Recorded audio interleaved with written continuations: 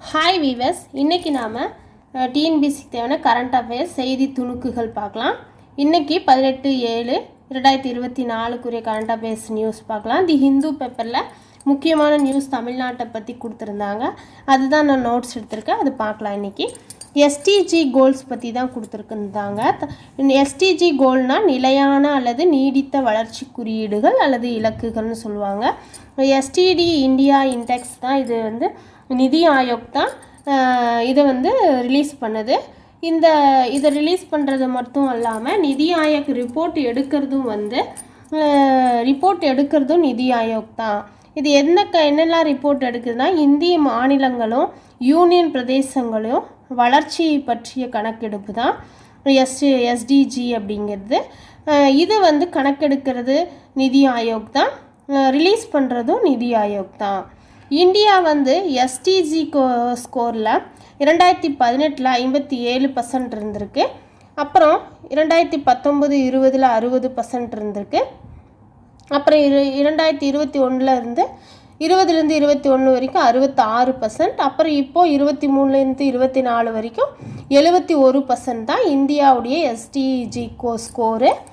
இது இந்திய மாநிலங்கள் மற்றும் யூனியன் பிரதேசங்களுடைய வளர்ச்சிகள் பற்றி கணக்கெடுப்பு தான் இது. இந்த கணக்கெடுப்பு ரிப்போர்ட் எடுக்கிறது நிதி ஆயோக், ரிலீஸ் பண்ணுறதும் நிதி ஆயோக் தான்.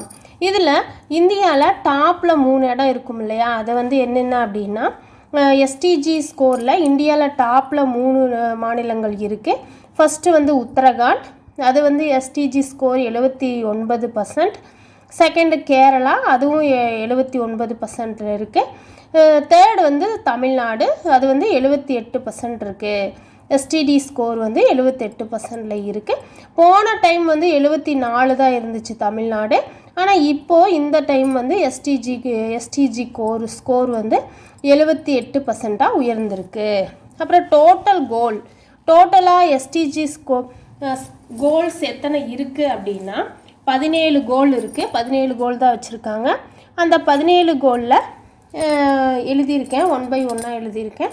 First poverty, 0 hunger, good health and wellbeing, இது லைனாக அப்படி கொடுத்துருக்கேன், பார்த்துக்கோங்க. இதில் ஃபஸ்ட்டில் கோலில் தமிழ்நாடு 92% இருக்குது. செகண்ட் 75% இருக்குது ஹங்கரில். அடுத்தது குட் ஹெல்த்தில் 77% இருக்குது. குவாலிட்டி எஜுகேஷனில் 76% இருக்குது. நெக்ஸ்ட்டு 5th கோல் ஜெண்டர் ஈக்குவாலிட்டி, அதில் 53% இருக்குது. நெக்ஸ்ட்டு 6வது க்ளீன் வாட்டர், அதில் 90% இருக்குது. நெக்ஸ்ட்டு 7th கோல் க்ளீன் எனர்ஜி, இதில் 100% இருக்குது நம்ம தமிழ்நாடு. க்ளீன் எனர்ஜி கோலில் தமிழ்நாடு 100% இருக்குது. அப்புறம் 8th டீசன்ட் ஒர்க்கு எக்கனாமிக் க்ரோத்தில் 41% தான் இருக்குது. நெக்ஸ்ட்டு 9th கோல் இண்டஸ்ட்ரி, இதில் 67% தான் இருக்குது. 10th கோல் இதில் 10th 76% தான் இருக்குது. சிட்டிஸில் இதில் 76% இருக்குது. 81 இதில் சிட்டிஸ் அண்ட் கம்யூனிட்டிஸில் 81% இருக்குது நம்ம தமிழ்நாடு. நெக்ஸ்ட்டு 12வது கோலு, இதில் 78% இருக்குது நம்ம தமிழ்நாடு. 13வது கோல் கிளைமேட் ஆக்ஷனில் 81%. 14வது கோலில் தமிழ்நாடு லைஃப் பிலோ வாட்டரில் 61% இருக்குது. 15 லைஃப் ஆன் லேண்டில் 72% இருக்குது. அப்புறம் 16 பீஸு ஜஸ்டிஸ் அண்ட் ஸ்ட்ராங், அதில் 78% இருக்குது. 17வது கோல் பார்ட்னர்ஷிப் ஃபார் த கோல் 17வது கோலாக இருக்குது. அது நிதி ஆயோக் கணக்கிடாத கோல் தான் 17வது கோல். 17வதாக இருக்க பார்ட்னர்ஷிப் கோலை நிதி ஆயோக் கணக்கிடாத கோலாக இருக்குது. இதுவும் முக்கியமான பாயிண்ட் தான், நோட் பண்ணிக்கோங்க. மொத்தம் டோட்டலாக 17 கோல் இருக்குது இந்தியாவில் இந்த நிலையான நீடித்த வளர்ச்சி குறியீடுகள் இலக்குகளில். அதில் 17வது கோல் பார்ட்னர்ஷிப் கோலை மட்டும் நிதி ஆயோக்கு கணக்கிடாத கோலாக இருக்குது. நெக்ஸ்ட்டு ரேங்க் கொடுத்துருக்காங்க. இதில் 50% இருக்கிறவங்களுக்கு அஸ்பிரண்ட் அப்படின்னு சொல்கிறாங்க. 50-64% இருக்கிறவங்க பர்ஃபார்மர், 65லேருந்து 99% இருக்கிறவங்க வந்து ஃப்ரண்ட் ரன்னர்னு சொல்லி ரேங்கில் அழைக்கப்படுது. 13 கோலில் வந்து தமிழ்நாடு இருக்குது. 13 கோலில் வந்து நல்லா போயிட்டுருக்கு தமிழ்நாடு. அதில் வந்து கோல் நம்பர் 7ல் 100க்கு 100 இருக்குது. கோல் நம்பர் 7 என்னென்னா க்ளீன் எனர்ஜி. அதில் வந்து நம்ம தமிழ்நாடு 100க்கு 100 அவுட் ஆஃப் 100 இருக்குது க்ளீன் எனர்ஜியில். அப்புறம் 5th 14 கோலில் வந்து பர்ஃபார்மரில் தான் இருக்குது, பின்தங்கி தான் இருக்குது. 50லேருந்து 64% தான் இருக்குது. அதனால் அது பின்தங்கி தான் இருக்குது. நீருக்கு அடியில் இருக்கும் உயிரை காப்பாற்றுவது, பாலின சமத்துவம், இதிலெல்லாம் வந்து பர்ஃபார்மர் ரேங்கில் தான் இருக்குது. நெக்ஸ்ட்டு 15வது ரேங்கில் கோலில் வந்து பின்தங்கி தான் இருக்குது. அடுத்தது ஃபஸ்ட்டு கோலில் ப்ராவர்ட்டியில் வந்து தமிழ்நாடு 2.2% இருந்து இப்போ 14 இந்தியா ஃபுல்லாக 14.96% இருக்குது. ஆனால் தமிழ்நாடு வந்து 2.2%ல் தான் இருக்குது.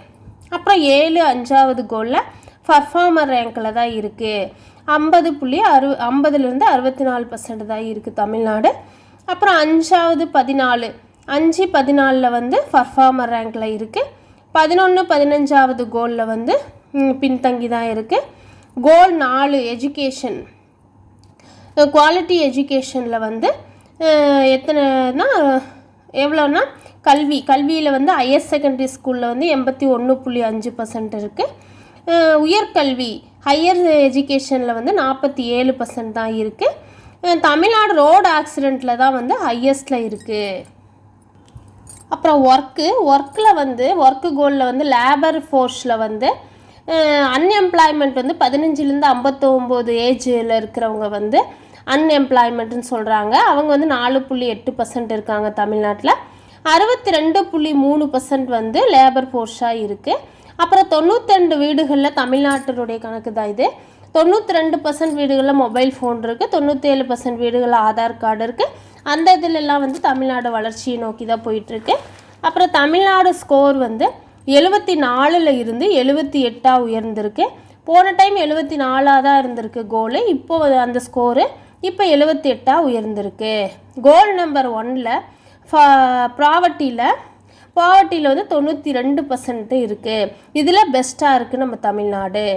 க்ளீன் எனர்ஜியில் 100க்கு 100 இருக்குது. க்ளீன் எனர்ஜி கோலில் 100க்கு 100 நம்ம தமிழ்நாடு நல்ல உயர்ந்த வளர்ச்சியில் இருக்குது. கோல் 5ல் 53% தான் இருக்குது, ரொம்ப கம்மியாக இருக்குது. கோல் 5 வந்து ஜெண்டர் ஈக்குவாலிட்டி. அதில் வந்து நம்ம ரொம்ப கம்மியாக தான் இருக்கோம், 53%ல் தான் இருக்கோம். க்ளீன் எனர்ஜியில் மட்டும்தான் 100க்கு 100 இருக்கும். அப்புறம் கீழே வந்து ஒலிம்பிக் போட்டியை பற்றி கொடுத்துருந்தாங்க. பாரிஸில் நடக்குது, 100 வருஷம் கழித்து நடக்குது. 1924 நடந்திருக்கு.